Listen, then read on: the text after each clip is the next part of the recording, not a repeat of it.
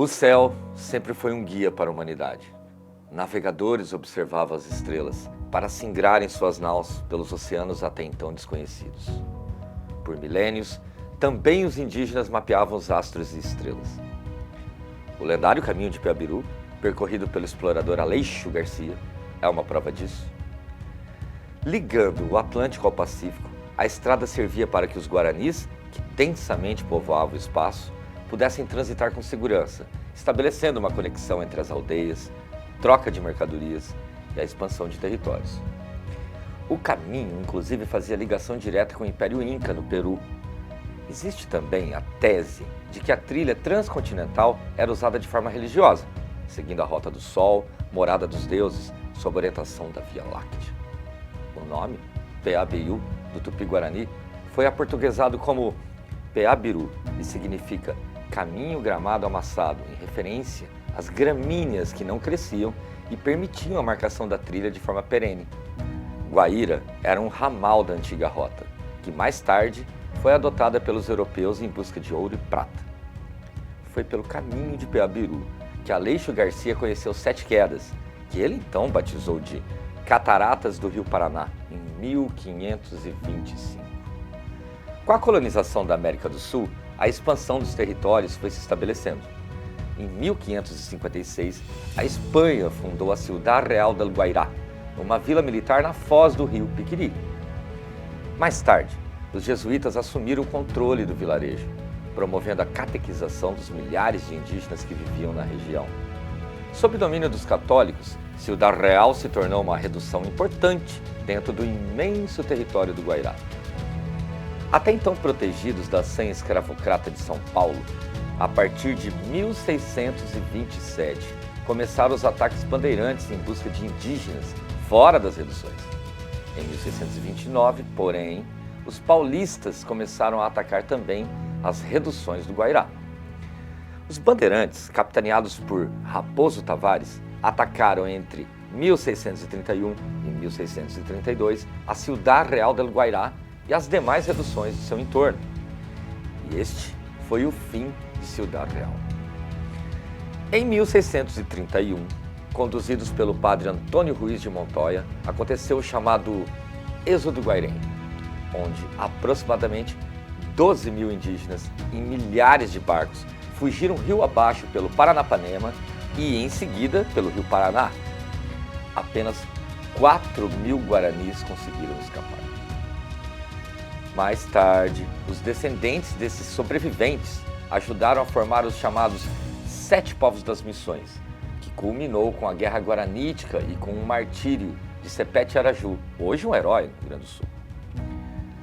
Em Guaíra vivem hoje mais de 1.000 indígenas. Bustier com mensagem bíblica. Bibelô, bengalês, geladeira. Bidebege, bidecreme, bebê. Você quer brincar de bambolê?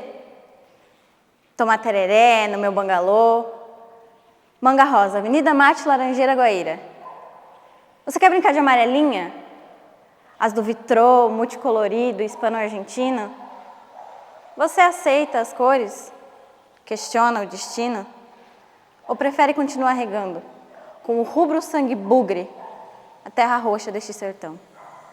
Guaíra, tal como conhecemos hoje, foi fruto de uma imensa empresa extrativista chamada Companhia Mate Laranjeira. O fundador da companhia, Tomás Laranjeira, conseguiu a concessão para explorar os ervais do Mato Grosso, junto ao Império Brasileiro, logo após a Guerra do Paraguai. Para manter sua influência, teve como sócios os irmãos Francisco e Joaquim Murtinho. Este último foi médico da princesa Isabel e eram políticos influentes em Cuiabá e no Rio de Janeiro. Mais tarde, já aliado dos republicanos, Joaquim Murtinho foi ministro das Finanças no governo do presidente Campos Salles, entre 1898 e 1902. Posteriormente, porém, Laranjeira vendeu a maior cota das ações da empresa para a família Mendes Gonçalves. Francisco Mendes Gonçalves, o homem que transformou a empresa numa potência econômica sul-americana, era um banqueiro muito influente em Buenos Aires. Quando a companhia Mate Laranjeira precisou de outra rota para escoar suas ervas, o Rio Paraná era a alternativa mais viável. Antes, a produção mato-grossense precisava fazer o escoamento pelo Rio Paraguai, em terras guaranis até chegar a Buenos Aires.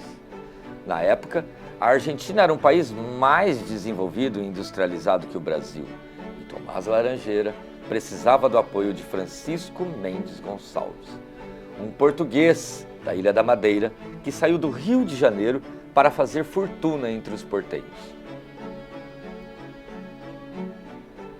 No entanto, o governo paraguaio, já refeito da guerra que quase aniquilou sua gente, passou a taxar a empresa brasileira com valores cada vez mais altos.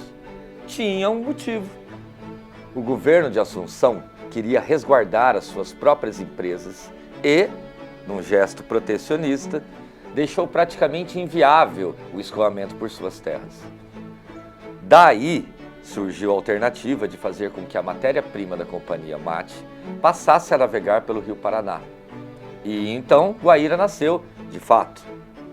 Os primeiros trabalhos foram a fundação do porto, em 1902, e as primeiras edificações administrativas.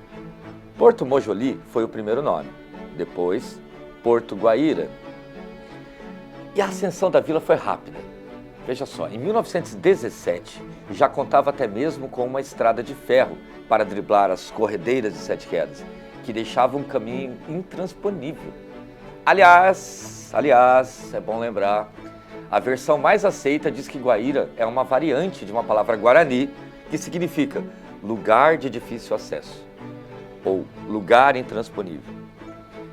Bom, para que Guaíra se tornasse uma espécie de centro logístico, a MAT trouxe de Buenos Aires um engenheiro americano que se aventurava pela Argentina em busca de fortuna e desafios.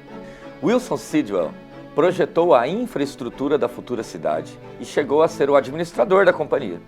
Formado pela Stanford University, Wilson Sidwell, 1884, faleceu em 1983, desembarcou na Argentina em 1911 para trabalhar em topografia ferroviária. Foi o construtor de Porto Mendes, além de responsável pela construção da fábrica da MAT em Buenos Aires, entre 1930 e 1933.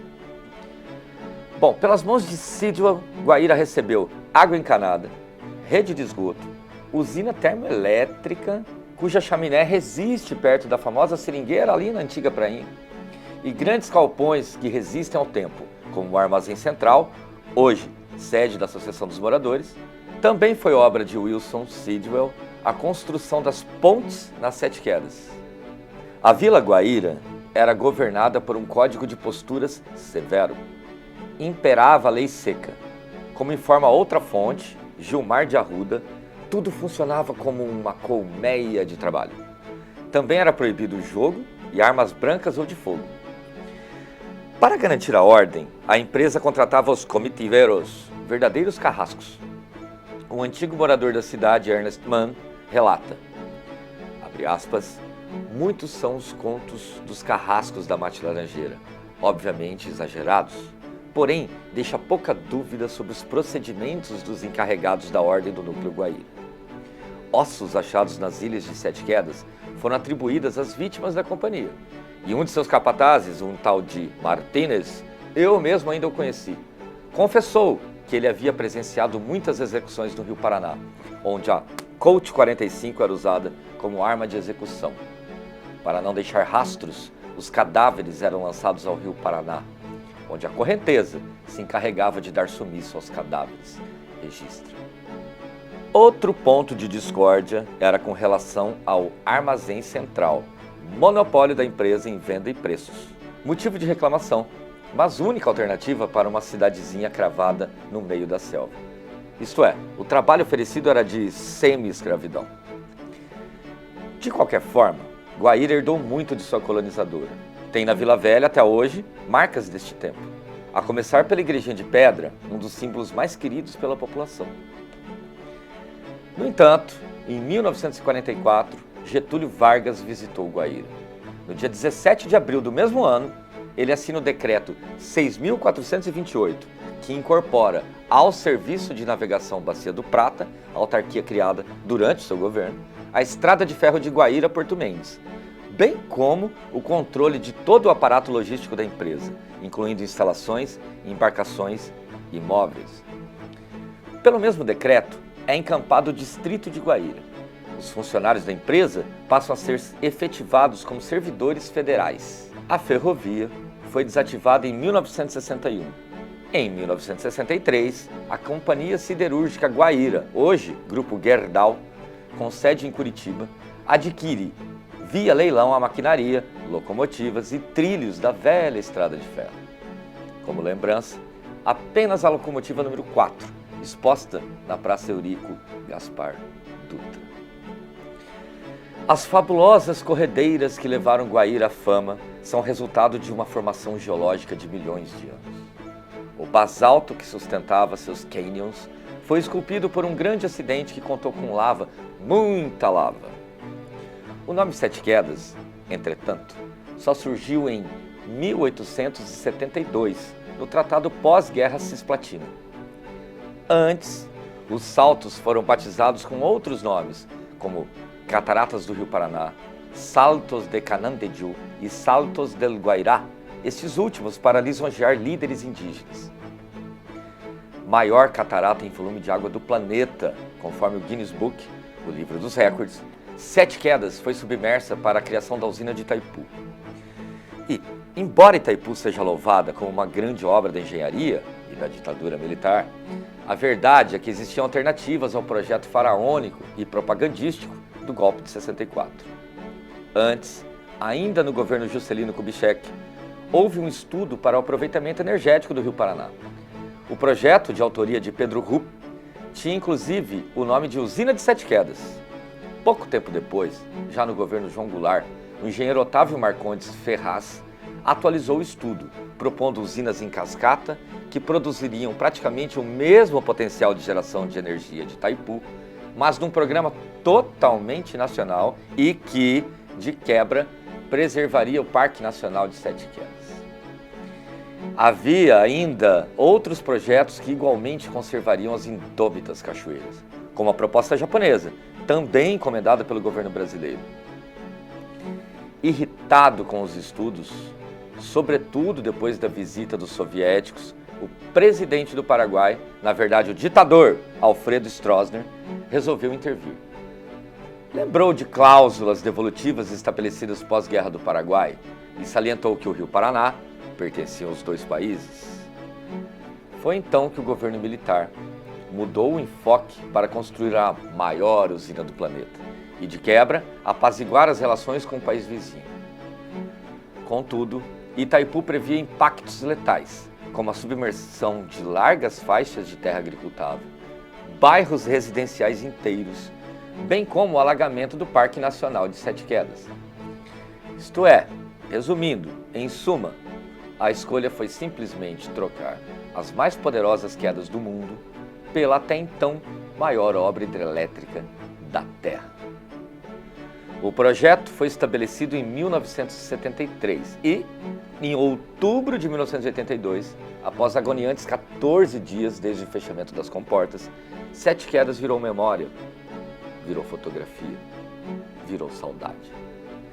Os grandes paredões de rocha bruta, outrora tão admirados e por onde escorriam milhões de litros cúbicos por segundo em velocidade impressionante, hoje jazem sob um lago tranquilo.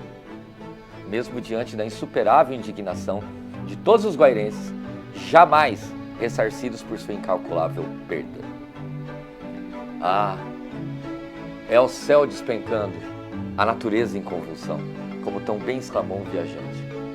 Sete Quedas foi cantada em verso e prosa, e ainda é difícil não se entristecer com as imagens que ficaram e com o som e o silêncio de um filho ausente. O homem manipula a geografia, mas sempre viverá nos corações e mentes o ruído selvagem de nossas formidáveis quedas e a imagem indescritível de indomável beleza. É preciso lembrar, ainda temos muito a dizer. Afinal, só morre mesmo quem é esquecido.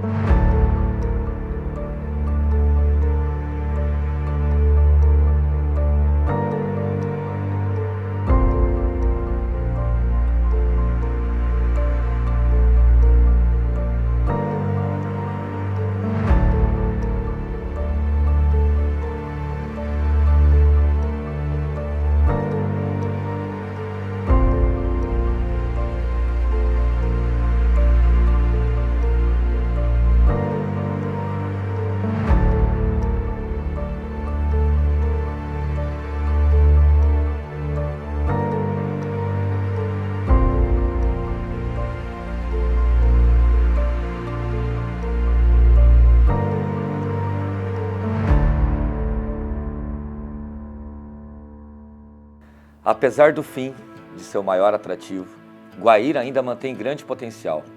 Tem localização privilegiada, importantes pontos turísticos e capacidade de superação.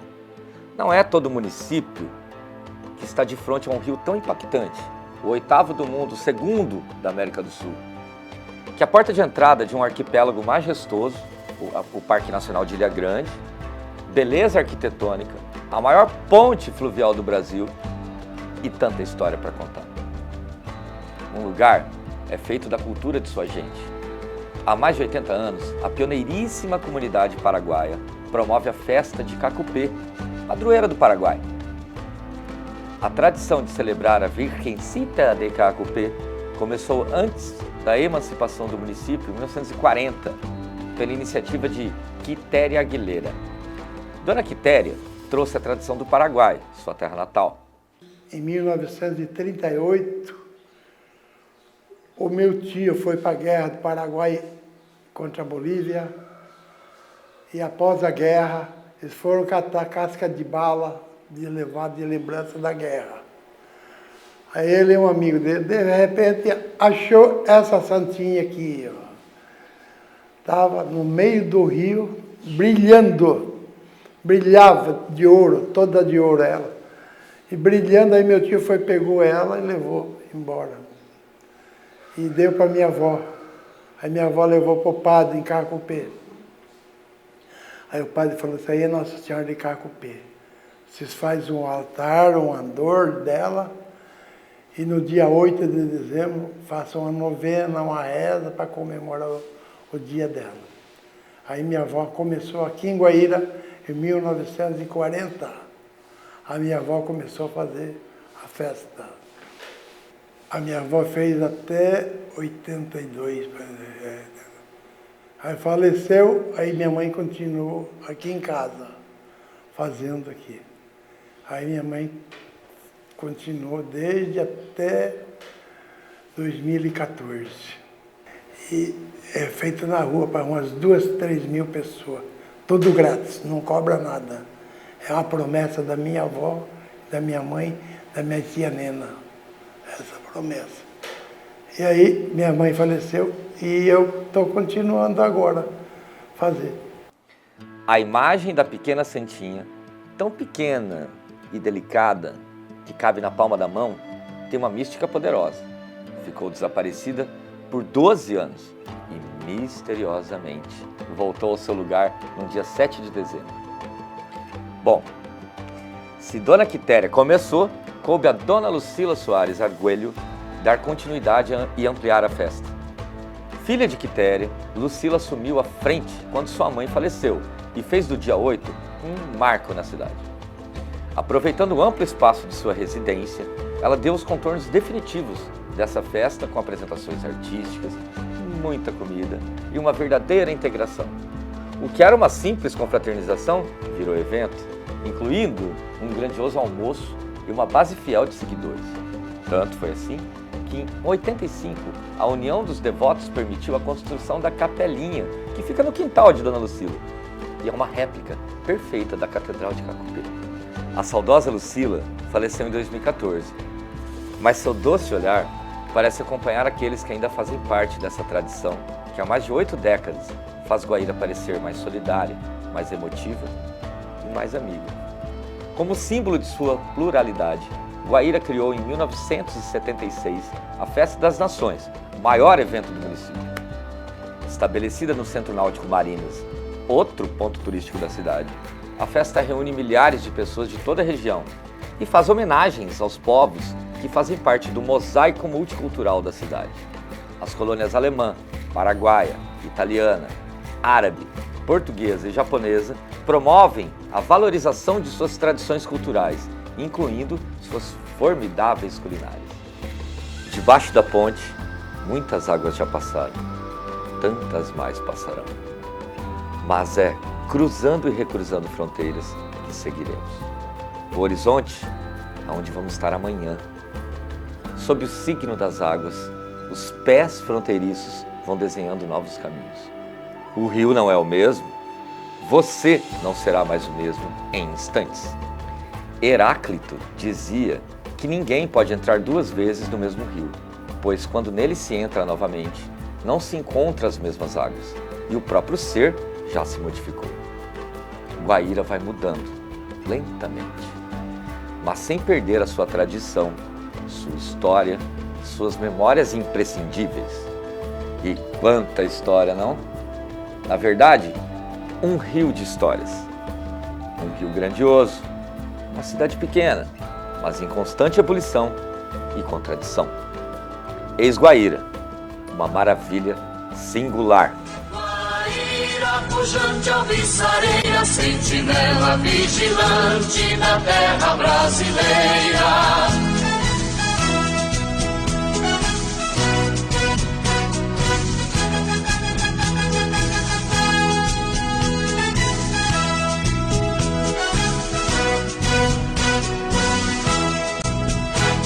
Guaíra tens o nome na história, desde o alvorecer da pátria amada. És no Paraná florão de glória, e dos teus filhos a terra abençoada. És Guaíra, maravilha singular, aquarela de belezas mil, nada existe que possa suplantar este recanto feliz do meu Brasil.